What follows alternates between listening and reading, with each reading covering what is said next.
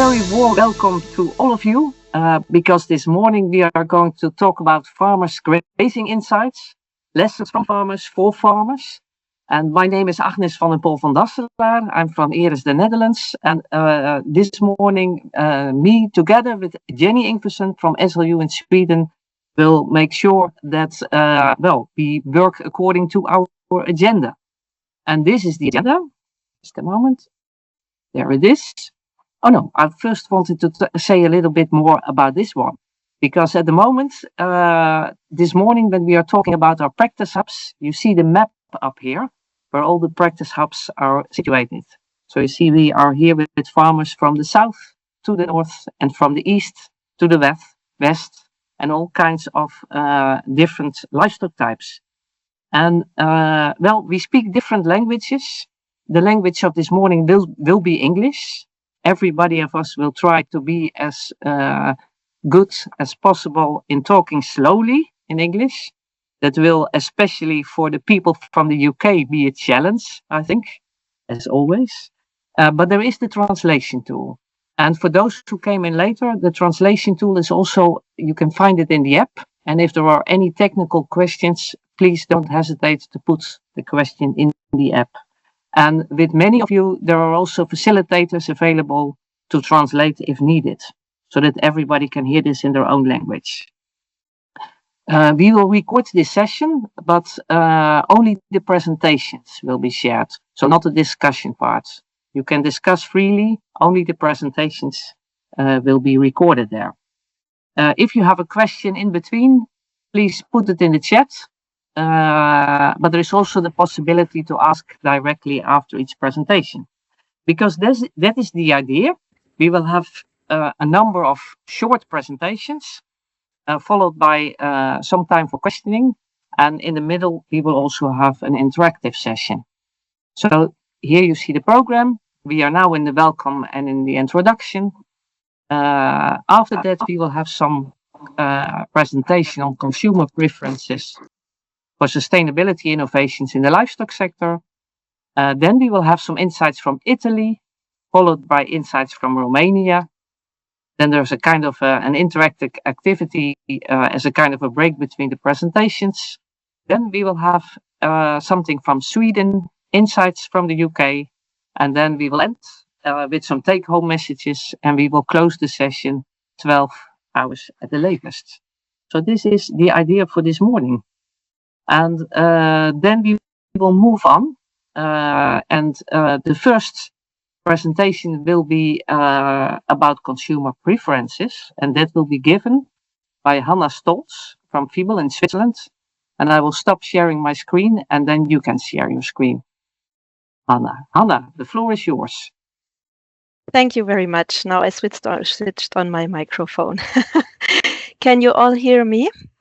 Yes, we can hear you loudly, and it's not yet in presenter mode. Yeah, I will do that. Just a second, please. Una ricercatrice dalla Svizzera che Okay. lavoro su. Is it fine like this? It is. Okay, perfect. So good morning, everyone.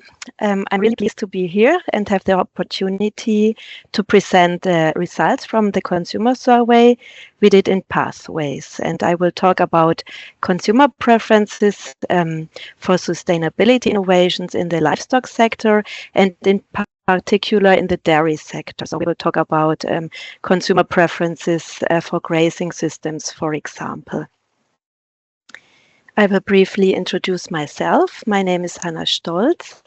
I'm a social scientist and I work on sustainable food consumption at the Research Institute of Organic Agriculture. The institute is situated in the north of Switzerland and it's a very nice place for working and living. We have about 300 employees and we are situated in the countryside, as you can see on the picture. So we have many fruit trees, forests, and mixed crop farms, also dairy and like more smaller farms. So it's really a nice place with a lot of nature also.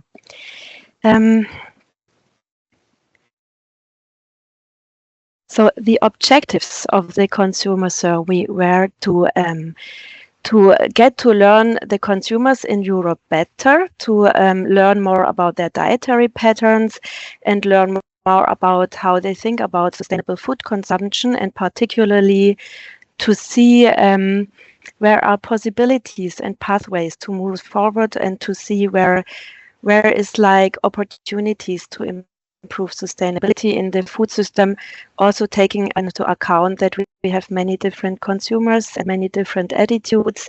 So this was the first part of the survey.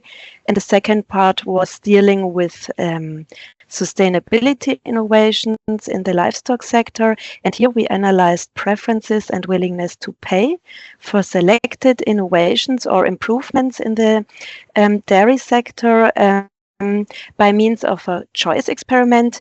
It's a kind of experimental buying simulation. You can imagine it's a buying simulation that it's integrated in a survey.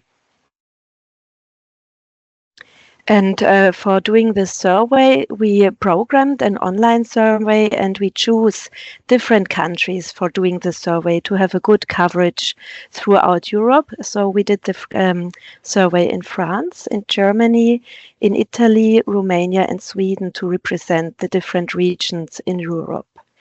And we draw representative samples from these countries, so we have a good like representativeness in terms of rural people and urban people and young and old, and these different areas are covered in our sample, and we have about 500 respondents per country.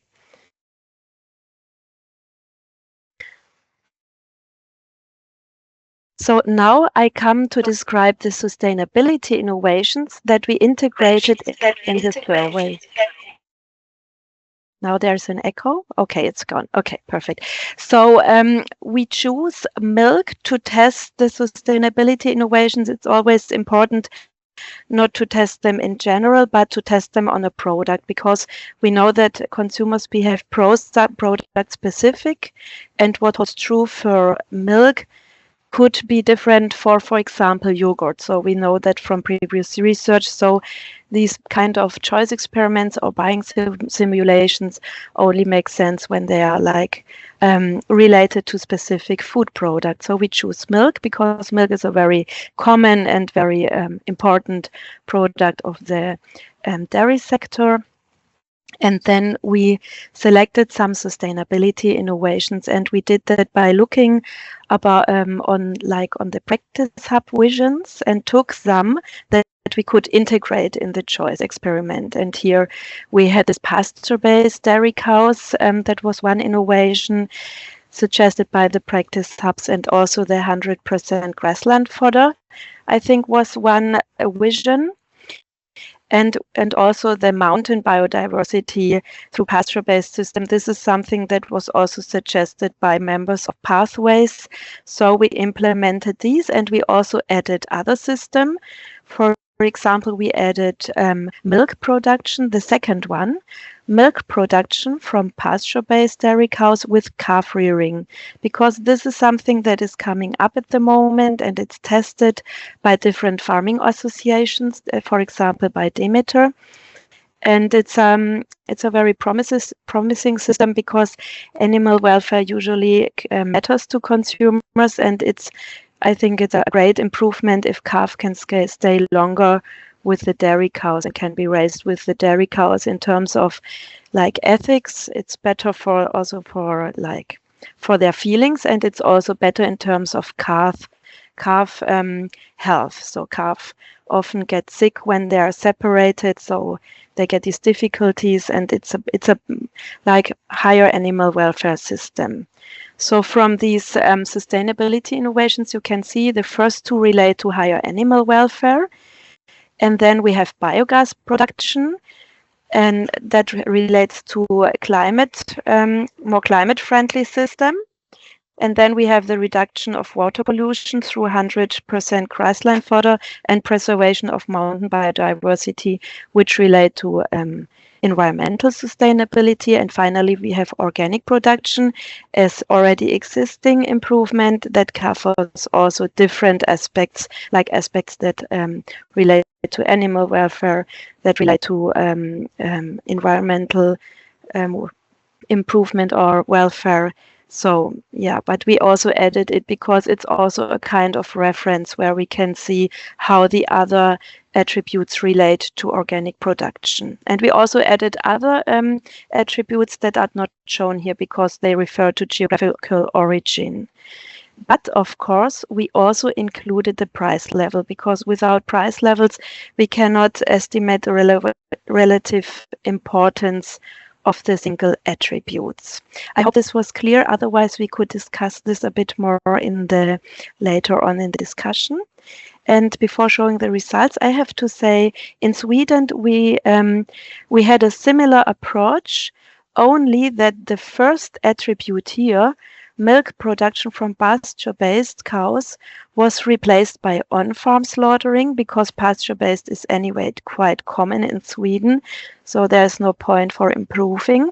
And we used not dairy but minced meat, like as a second product from dairy production. So we did not test the attributes on milk but on minced meat, and the first attribute was not pasture-based because it's anyway pasture-based, but it was on-farm slaughtering, which is also something that is emerging now. We have it in Switzerland now and also in Sweden. It's an interesting topic. So yeah, so I now come to the results.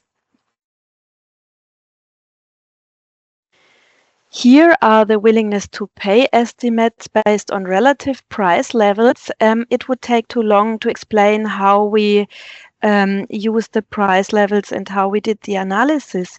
But what you can see from these numbers, I still decided to show the numbers because what they show is the relative importance of each attribute in each country. So when you look at the figures here, you can see that the second sustainability innovation, the pasture-based dairy cows with calf rearing, scored highest, and this was a result that was common in all 5 countries. So this, from these figures, you can see how important like an innovation was in a single country, and you see also how much more. So here you can see that, for example, in Germany, pasture-based dairy cows achieved twice a willingness to pay than organic. And before going more into detail, I forgot to say we explained all the attributes carefully to consumers before they started the buying simulation, so they knew about what is behind these description, these short terms. We provided like a short description for each term. So first result is pasture-based dairy cows with calf rearing was scored highest. So we have obviously the highest willingness to pay in all countries where we tested this innovation, followed by pasture-based dairy cows. And from this we can conclude, animal welfare really is also very important, and also these improvements, they are higher, they show a higher acceptance among consumers. And then also reduction of water pollution through 100% grassland fodder, and also mountain biodiversity achieved some willingness to pay, some higher willingness to pay, and also organic. But here we see the results differ a bit, but the ranking in the countries are similar. So first we have the second one, then pasture-based, and then we have the organic, and then water pollution, and finally mountain biodiversity. For some countries it's a bit the other way around, but we see the patterns. But for biogas, I have to say here in 3 countries there was no higher willingness to pay for this improvement, and in Romania the willingness to pay was even negative, saying that consumers did not want to pay more but less for this, probably because consumers think, okay, biogas production is also something where farmers earn money, and why should I pay more here? Whereas in Sweden, we see it could be an interesting approach also. So here, this was the only country where there was a certain willingness to pay allocated to the attribute. Okay, I briefly summarize. Animal welfare innovation are the clear favorites across all countries, suggesting that higher production costs could be compensated by higher consumer prices, as long as the food retailers would forward the margin, as long as they would share the margins with farmers. And probably a way to go for farmers that really do a lot about animal welfare are direct sales channels, because there the communication is much better and the direct contact. And here, of course, it's much more convincing when people can see how the animals live. And then this is much better than in supermarkets where you have these no-name products. So there it's more difficult to communicate all this added value. And the willingness to pay for biogas in the meanwhile is difficult. Consumers would need much more communication about this and much more explanation. And obviously, what was not shown here, but what we found is that biogas for other sectors, for example, for the pork sector, works better than for milk. So milk is not meat, and therefore consumers do not relate the higher environmental impacts of like milk production with CO2 emission. So for milk it's more difficult. For meat sector it's more promising, and this is also something that we can see here, because in Sweden we had meat and not milk, and here you can see that biogas scores that there is a willingness to pay. So it's really very product related what you see, but a common pattern is the interest into grazing systems because of animal welfare. Yeah. And if you are interested, sorry. Yeah, thank you so much, Hanna. And I can see the supplement information, but it's also almost time. So thank you for the presentation. And it was a good introduction of this morning, because it really provides insight that consumers are willing to pay more for pasture-based products. And for Italy, I would like to give the word to Emanuele Ferri and Selene Ricci. The floor is yours. And I will make the screen a little bit bigger. Thank you, Agnes. Morning, everybody. Can you hear us? Yes, we hear you. Okay. So you're going to manage the presentation on behalf of us. Can you do that? Yes. Yes, wonderful. Thank you. Because we have a bad connection. We are in a wonderful place. Hope you can see our webcam from Selene, but we pay with a bad connection. So thank you. Good morning, everybody. I am Emanuele Ferri from Italian Living Lab. I am the CEO of Trusted, which is a consultant company acting on behalf of the Italian Association of Grass-Fed Food. And I'm going to show you the progress of our living lab. So in Italy, since the mad cow, the meat labeling law prevents producers from including any non-mandatory information on the label. Thank you, Agnes. This includes how the animals were raised. This might seem like a technical limitation, but has profound consequences. On the one hand, the consumers are becoming more conscious and want to make informed choices. They actively look for signs of ethical treatment, sustainability, and natural feeding. On the other hand, many producers are doing exactly what the consumer wants, investing in better, more transparent practice. But paradoxically, they are not allowed to tell the story because of the Italian law. This creates a clear disadvantage for those who want to innovate and do better. One of the structural problems is sustainable livestock. So our solution to this issue is to develop a voluntary labeling scheme, which is a way to recognize and communicate the grass-fed nature of a product, even with our Italian legal context. This initiative is led by the Italian Grass-Fed Food Association and supported by Trusted. We wanted to create a system that is technically and economically feasible for farmers and that provides value to the consumer while being grounded in real farming conditions.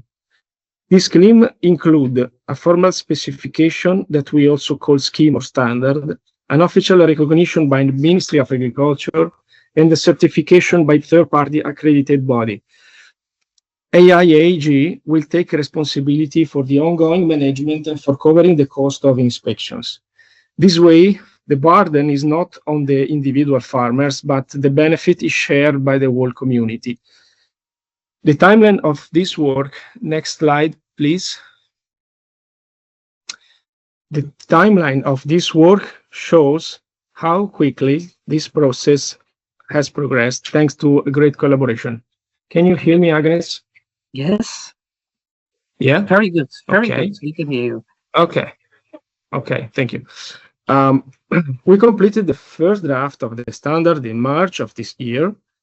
Then it was reviewed by both a regulatory affairs expert and agronomic technician to ensure that it's both legally sound and practically applicable. Since April, we started the draft with farmers. We shared the draft with farmers from different regions in Italy. There are almost 15 farmers working on this draft. This consultation has been invaluable and highlighted both the diversity of practices and the need for high flexibility. Next, we are planning a round of consultation with Regione Lombardia, followed by a legal review from our law firm, and finally, we will submit it to the Ministry of Agriculture for hopefully a formal recognition. Thank you, Agnes. We can move to the next slide. From the very beginning, our approach has been inclusive and pragmatic. We are not built this in an office, but in conversation with the people who raise the animals and face the daily changes. We've heard a wide variety of stories, and instead of treating them as exceptions, we see them as part of the richness of the Italian farming landscape.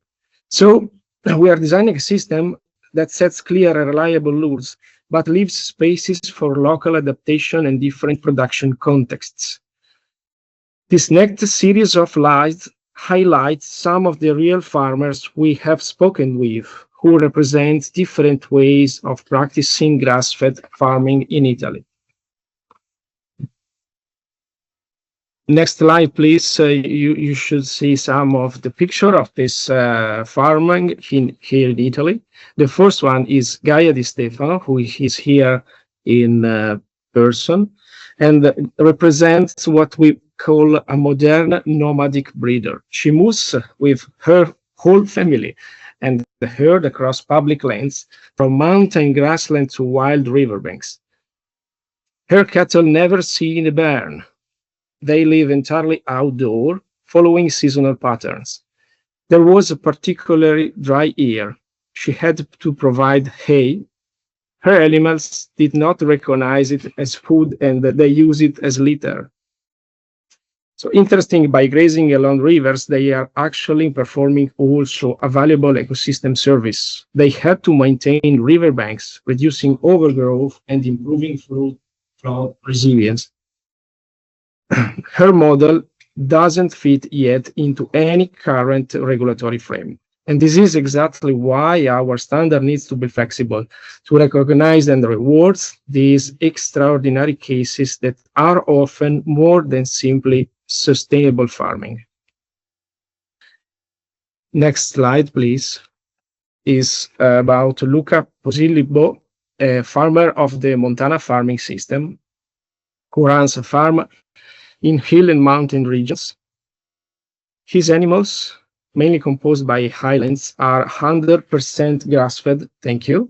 They eat only fresh pasture and hay and never eat concentrate. He represents a growing regeneration of farmers who are combining efficiency, regeneration, and scale. Lucas is doing well, but he needs formal recognition to differentiate his product in the market. He also needs a system that is not too heavy in terms of cost and bureaucracy, We are working on the idea of an app, mobile app that can help breeder to lighten their workload to support bureaucratic activities. Because it is so important that this labeling scheme remain accessible, especially to small and medium farmers. Next slide, please, Agnes. We'll show you the case of Solimeo family, which talks about processing and traceability. Solimeo brothers started a company, not a farming company, but a business company that transforms grass-fed bones into high-quality broth, which is a product with real nutritional value and high market appeal. After having started to transform the bones produced by the family business, they had to look for new material outside, and they faced a new challenge. So firstly, they need to be able to communicate their product is made from grass-fed animals. And secondly, they themselves need to make sure that the bones they buy are actually grass-fed. So that's why the labeling scheme is not just about farms. It is designed to work along the whole supply chain, enabling traceability and value creation from field to work, in this case, to the spoon. Next slide talks about La Argentina, which is a farm run from Mariana and family, placed in the central region of Italy. They follow a well-structured system of rational rotational grazing, constantly monitoring the health of the soil. For them, the sustainability means finding the right balance between economic income, product quality, and animal welfare. The animals that they raise are unable to thrive without the supplementation of concentrate, especially in the summer season. So they are proposing a 90% grass-fed model, which is consistent with what we see in other standards, for example, from Argentina. This is a reminder that standards don't have to be rigid to be credible. They can adapt to local context and remaining robust. On this purpose, we are exploring with the ministry the possibility to double claim in a single standard in order to offer different consumer targets, the right transparency, and breeders the right recognition. We're talking about two claims in a single standard. Something like 100% grass-fed and 90% grass-fed. We don't know if this is feasible. We hope so, but we are going to receive the feedback directly from the minister. And finally, I want to show you the most radical example we have encountered, La Ranteria, run by Antonio Ragosa in Sicily. His farm is located in a natural park and keeps an extremely low density of animals. This is important, according to Antonino, for the wellness of the soil, especially in the summer when the forage is very scarce. His philosophy is that even 100% grass-fed is not enough, if this means compromising the soil health. With this geographical area, is a transition from an abundance of vegetation from the autumn to the spring to serious scarcity in the summer. And this leads to a selective pressure on herbs that tend to reduce biodiversity in favor of those that are not edible and to excessive trampling of the soil. So this is the most extreme vision of grass-fed that we have seen, and it pushes us to consider not only what the animals eat, but how important is the management of the land. So in conclusion, this voluntary grass-fed labeling scheme is much more than a technical solution. It wants to be a tool for transparency, to differentiate for different consumer targets, for recognition of value produced by the sustainable farmers, and for the beginning of the different approach with the certification bodies. This is the last point is probably the most challenging. This work is still in progress, and it will be operative. It will be only the beginning of a new pathway. Italy is a country of great resources, both natural and human, but well known also for low collaboration. But I I want to tell you that in this case, we have seen great desire to build something together. Thank you. Thank you. Thank you so much. So we will move on to Romania, where we have Florin, who is presenting insights from Romania. And I'll go to the slides again, and I'll share the screen. So after Italy, we go to Romania, and the floor is yours, Florin. Yes, okay, thank you, Agnes. I'm Florin from Romania. We have a living lab where we try to understanding the connection between plant diversity and milk quality in traditional agroforestry system. I represent a cooperative. We have up of 100 farmers, and we are located in the next slide, Agnes, please. We are located in the northwest part of Romania. We have a very nice region with high hills and mountain influence, and we represent small farmers. Next slide, Agnes, please. Which have small farmers who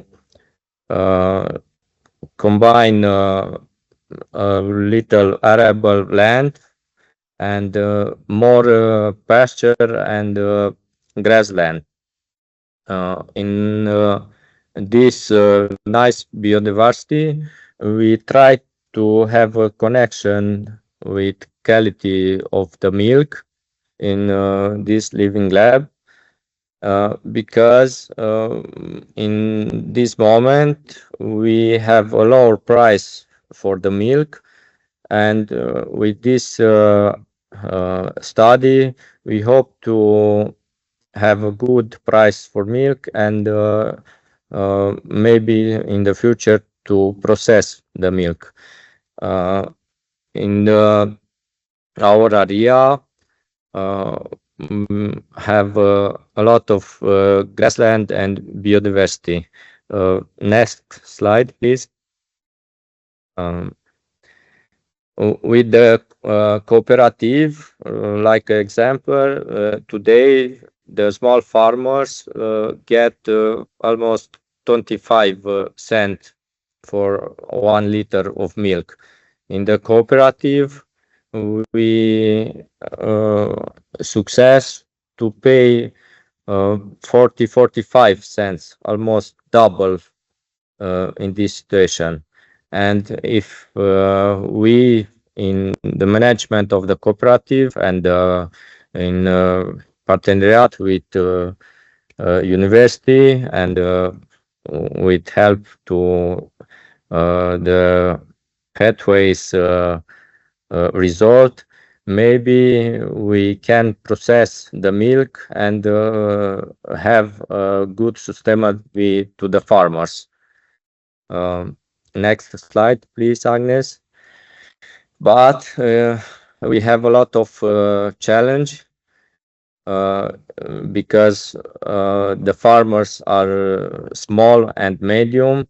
They can have a success individually, because almost the farmers, they have 3, 5, 10, maximum 20, 25, and 3-5% of farmers, they have just 14 cows, and it's very hard to manage 100 liters and process and have a good rentability.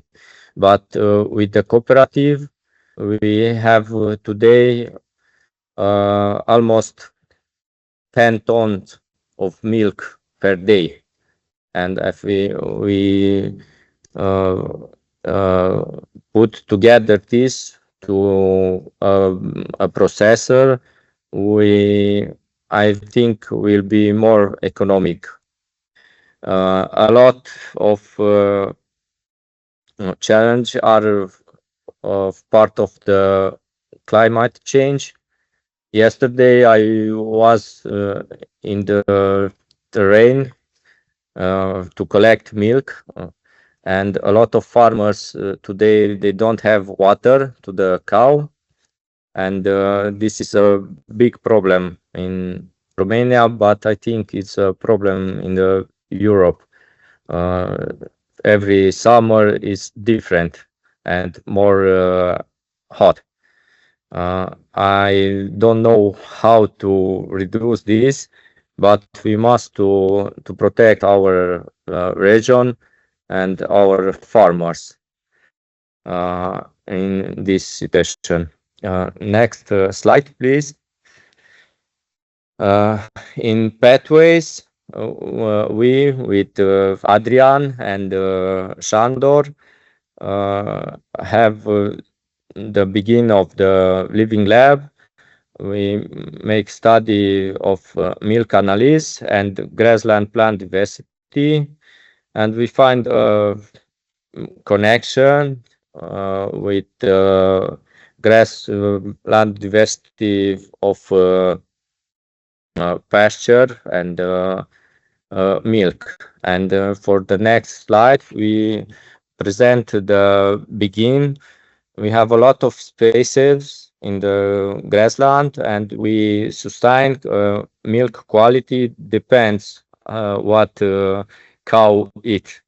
And for the begin, these parameters of milk analysis show now to go in the future for premium milk probably, and to process a high quality product. We are at the beginning. We wait for the next analysis of the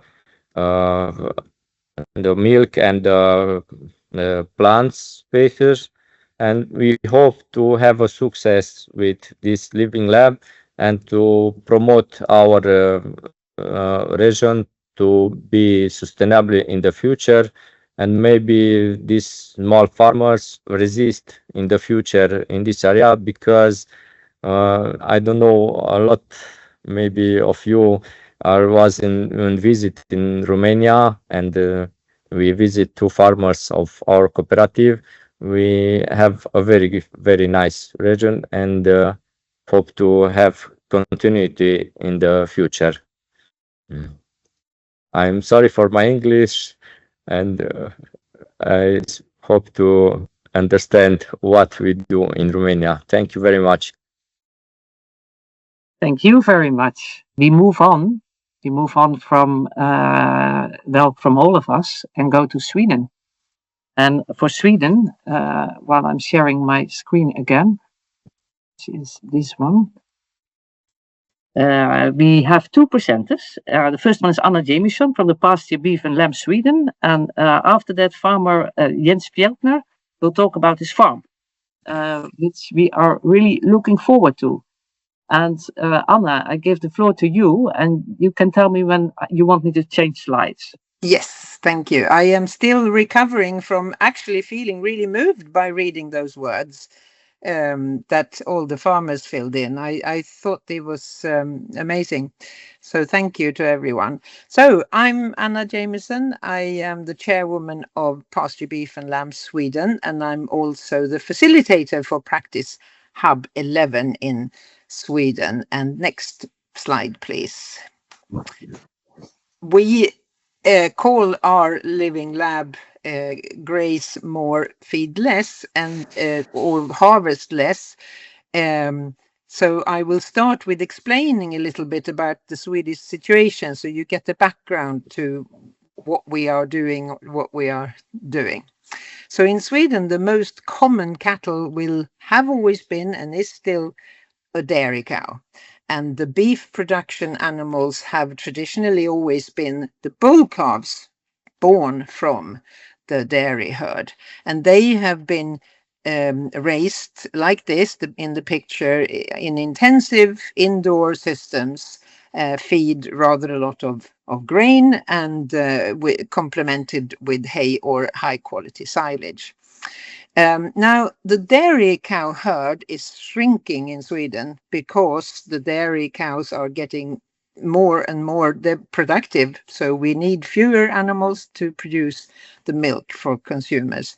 And this means that the grazing land that these dairy cows and their heifers have been looking after for centuries are disappearing. They either bush over naturally or they are actually planted up to become productive forest.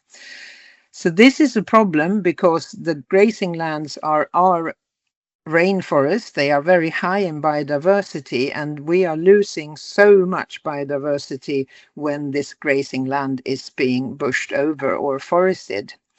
So our practice hub and my association, we are working actively to increase production, beef production on semi-natural pastures, as you can see in the picture below. And in order to achieve this, we need a lot more grazing animals, and we need happy, successful farmers who are willing to produce in this way. And this brings me to the next slide and our living lab question. Because in order to have grazing animals, you still have to pay quite a high cost for winter housing and feeding these animals. Sweden is a Scandinavian Nordic country, harsh climate, but over time we have started thinking about, is it maybe possible to graze during a much longer part of the year? So this is our living lab question, and now you understand the title, Graze More, Harvest Less. So we are testing different ways of establishing new lays, different varieties, sowing techniques. How can we do this? Because winter grazing is something else than semi-natural pasture grazing. They often need to rest during the winter, but we need to find other ways of keeping the animals grazing for longer. So we also want to assess feed values in the out of season grazing, and of course we want to keep a good eye on the animal welfare so that the animals are not suffering from the new style management. We don't have any results yet, so instead I will leave the floor to one of our farmers who already is using a lot of these practices on his farm. So he's actually a bit of our mentor, Jens, and I will let him explain how he farms, and then you will see what we are aiming for. So next slide, and the floor is yours, Jens. Thank you. Thank you for those kind words, Hanna. I run a farm called Sjövången in the southern part of Sweden. It's an Angus herd. It's organic and 100% grass-fed, or at least including legumes and forks, of course. We rear our cattle outdoor all year round, and to do that we have to enter a special program. Otherwise we're not allowed to have them without a shed during the winter. Next slide, please. So the farm, and especially when I heard the presentation from Italy, there were many similarities where you're talking about soil health and the way that they were grazing, and I do a mix of those three farms that were described there, not the nomadic type, but the other ones. We have very light sandy soil, as you can see. When my neighbor had a bear plowed his field and the wind was a bit too strong, it looked like this. And at the same time we have flood risk, and it's my hay meadows on the left of the fence down there in the bottom picture. And this is why it's especially interesting for us to use the cattle to increase the soil health. So next picture, please. And so I took over the farm in 2007. It's a family farm, and then gradually tried to increase the grazing period. The dormant season, it stops growing here in maybe late October, and then it starts April a little bit, but not really until May. So in May to November, we only use pasture. And then in December, we start to feed a little bit, just to stretch the pastures so they can use them for a longer part of the winter. I feel it's easier for me if I combine pasture and silage during the winter, because it's easier to balance the right silage with the right pasture to get a good feed ratio. And in January I feed a little bit more, and in February it's mainly silage, and in March it's not much pasture left, and then in April I start again. And in order to winter graze like this, I plan all year round. Where am I going to be 12 months from now, and how should I build up a sufficient stockpile of pasture to take me through the winter? And if I graze a field in June, July, then I feel that the rest is necessary, and then I get a good structure in the pasture with something tall and strong, like orchard grass or tall fescue, and some smooth broom grass, and works well. And also lucerne that's over mature, because if I have something with structure, then small legumes and stuff can thrive in the bottom of the pasture, even if I get a snow cover. I use my truck to unroll the bales when I feed maybe 25%, but then when I go to 75%, then I use the tractor to put out the bales in the field. I can take the next picture. I see that the time's really going away from me. In order to combine the right type of silage with the right type of winter grazing, I look at the cattle, the gut feel, and how they behave, and the feces, and then I adapt accordingly. I can take the next picture as well. This is a video, so if you can start the video, hopefully without the sound. I have I graze sometimes with the high density, I trample a lot of the grass when I'm on the pastures that are agricultural land. I do differently if I'm on my semi-natural pastures. I graze more and trample less there. But like for today, I just took up the cows from the lake, and now they're grazing the second cut, and it's almost a meter high, and I have long, narrow strips that they are grazing to trample a lot, because that soil needs it. Next picture, please. And we do a little bit of forest grazing as well. That's more in the fall, not so much in the winter, because the water situation. This is my bulls grazing this forest. We'll speed up and take the next picture as well. And this is grazing during the dormant season. Could be really, really brown, like down to the right. That is actually a semi-natural pasture, but without any subsidies. So I could do it in a more freer way there. And we'll take the next picture. That was my alarm for our 10 minutes, so I speed up. This is how I divide my pastures during the winter. Just a simple polywire that I move once a day or every second day, depending on the situation. Even if it's okay to change that, even if it freezes, it's easy to trample down a post, because it's the soil is not hard under the grass. So this will be my last picture, and I've been working with this for some years and been changing the genetics in my herd to be able to find the animals that thrive under my conditions. And now to the last picture. Thank you very much. With a bit of imagination, you can see a heart there. Thank you. Thank you so much for the very clear presentation and the good overview and the interesting overview of how you graze. And it's always nice to see the words, but you also showed how it's being done during the winter and how it looks like. Thank you. Hanna, the floor is yours. Hello, thank you.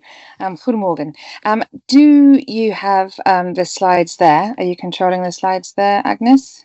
Thank you. Okay, so my name's Hanna Stolz, and I am a regional manager for this organisation called Pasture for Life. And it's lovely to hear we have similar organisations in the other countries. I'm here representing on behalf of Nikki Yoxel, who would really have liked to have been here today but couldn't be here. So maybe some of the questions maybe need to be directed to her if I can't answer them. Can I have the next slide, please?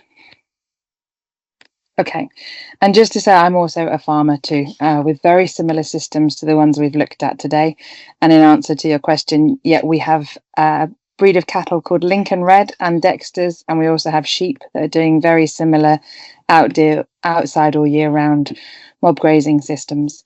But here at Pasture for Life, we have this very professional looking system now where we have our vision, our mission, how we do it, our activities. So really it's all about working with farmers, and most of us are farmers, to look at the power of pasture as the sole food for our herbivores, so cows and sheep, but we also have people doing this with goats and horses and looking at other pastured animals as well, how they can bring more pasture into their systems. And we really help the farmers to explore more of a regenerative journey through this association as well. So we work together with a lot of, we have our members and our existing community, knowledge creation, working with data, mentoring and consultancy, certification and supply chain work, and a lot of partnerships and collaborations, which is why we're here today. Can I have the next slide, please? So our members across the UK, we have 1,500 members, and what's really nice is we keep over 90% of those members. We have a really nice community of members. 3/4 of them are farmers, but we also have butchers, retailers, chefs, vets, normal customers, academics, just lots of humans in there as well. And because so many of our members are the farmers, then we're really kind of grounded in the real practical side of farming and growing, producing the food. We also have the certified side of things. So we have over 170 businesses who are certified, which means that's 100% pasture fed for their beef or their sheep or both. Can we have next slide, please? So with this, the standard that we have, the 100% pasture fed standard, we verify the food and the fibre that have come from those animals that have been fed on pasture for their entire lives, from conception to death. And we have our standards are under constant review from member feedback and also from the research. So Nikki Yoxel herself and the research team have put a lot of work into making sure that our standards are based in best practice and reality and evidence-based criteria. So we have so far 17,000 certified beef cattle, and 41,500 hectares are under certified management. We also have 28,500 sheep that are certified and 8.5 million litres of certified milk every year. I think also within the organisation, it's hard to capture, but we have a lot more that is under 100% pasture, but just not going for the certification for various reasons. So next slide, please. So with our knowledge generation, we have a team headed up by Nikki Yoxel as our technical director, working with, you can see the list of different collaborations that we have there with different universities, and also the different projects such as this one with Pathways itself. Can we have the next slide? So the challenges that we face will probably be similar to yourselves. We lack holistic sustainability assessment. So our agroecological food production is not a linear black and white system. So how do we ensure cyclical systems are assessed that way so we can really assess the benefits, the true benefits? We often see the treatment of food only by weight, which doesn't reflect what we eat. So the emissions change when you account for the protein quality as a complementary functional unit in life cycle assessment. So when we're looking at how the feed is sourced, then that obviously makes a massive difference to the carbon emissions. And with that, we have a really limited knowledge of carbon cycling under diverse swards. So we ourselves as practitioners have suspicions, but it's really good we need to get that backed up by research. The grazing management data is very limited. So land use models assume set stocking, so where you keep your animals in one field all the time. But interim results from Rothamsted show that cell grazing, so where we have adaptive multi-paddock grazing or mob grazing, supports double the livestock, which is such a really useful bit of research to have out there as evidence, and increases soil carbon, which we've suspected for a long time. Actual emissions from epigenetically adapted livestock in fully pasture systems are almost non-existent. So that relates back to that last question about the differences in breed selection for 100% pasture-fed. And we have a lack of primary producer engagement. How can we co-design, deliver and evaluate research, not just on a case study basis? If farmers are busy, how do we get them involved more in our research?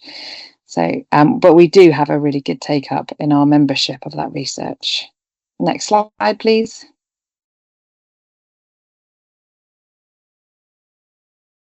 Yeah. Okay, so just to go back, we just had a couple of research bits that I wanted to mention there, and one is the project that we're working on with SeekSlip, which is sustainable economic and ecological grazing systems, learning from innovative practitioners. We sought the evidence of the practice of pasture for life producers and farmers using a holistic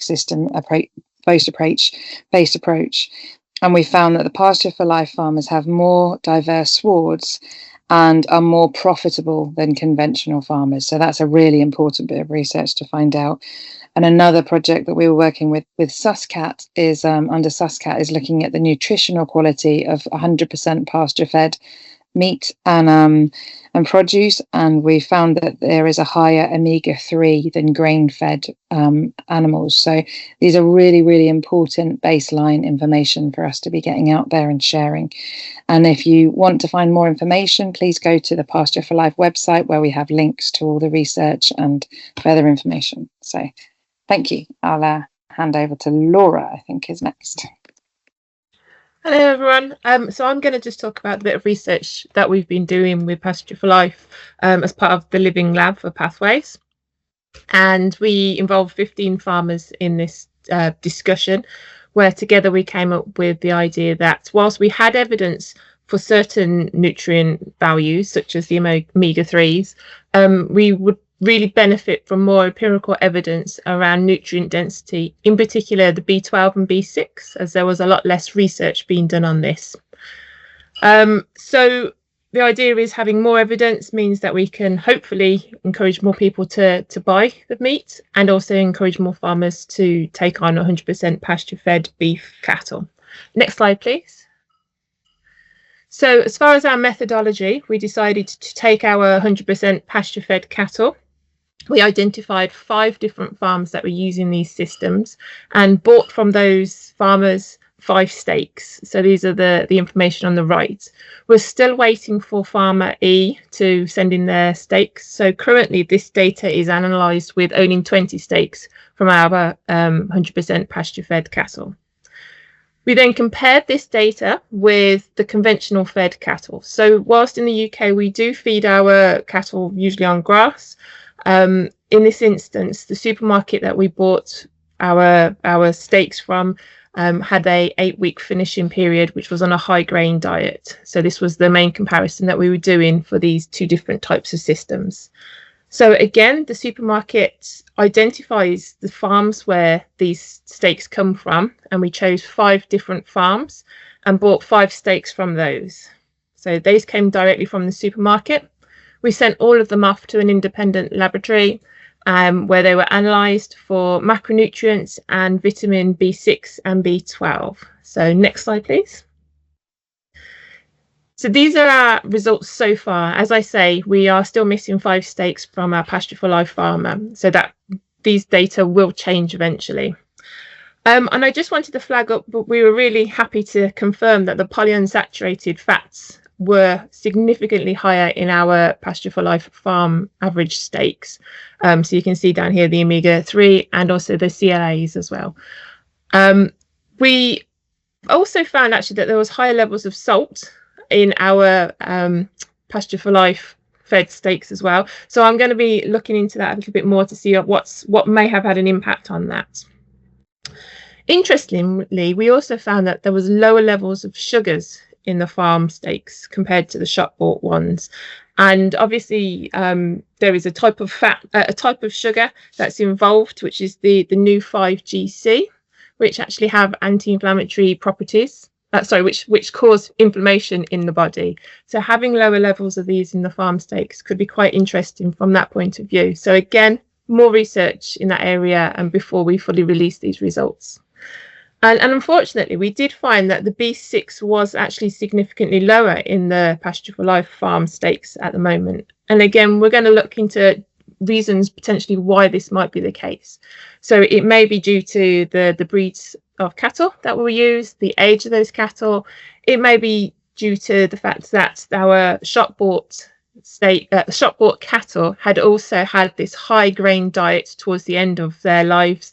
That may have had an impact on the B6.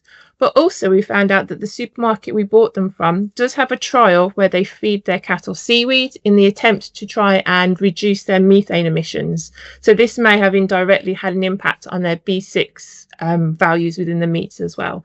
So as I said, the data is not complete yet. So I'm holding off doing all of my analysis and my research until we really know what the full and the true values are. So next slide, please. So our next stages are obviously to finish that analysis with our Farm E included, explore some of those reasons for our results that we've found, and also to have a look at the differences between the Pasture for Life farms as well, because there was quite significant value differences between the nutrient values between the different farms in each of the steaks.